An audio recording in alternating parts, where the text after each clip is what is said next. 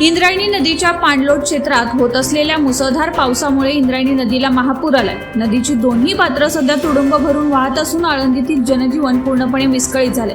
पावसाचा जोर इतका प्रचंड आहे की इंद्रायणीच्या पाण्याच्या पातळीत कमालीची वाढ झाली आहे। याचा थेट फटका नदीलगतच्या ऐतिहासिक घाटांना बसलाय।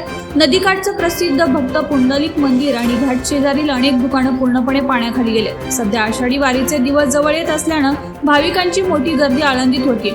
याच पार्श्वभूमीवर भाविकांच्या आणि नागरिकांच्या सुरक्षेसाठी पोलीस प्रशासन आणि नगरपालिका प्रशासन हाय अलर्टवर आलं आहे। सुरक्षेचा उपाय म्हणून प्रशासनानं अत्यंत महत्त्वाचे निर्णय घेतले। अद्यापही इंद्रायणी नदीच्या पाण्याची पातळी वाढतच आहे। त्यामुळे आज 6 जुलैच्या पहाटेपासूनच प्रशासनाने आळंदीतील प्रमुख 4 पूल वाहतुकीसाठी पूर्णपणे बंद केले।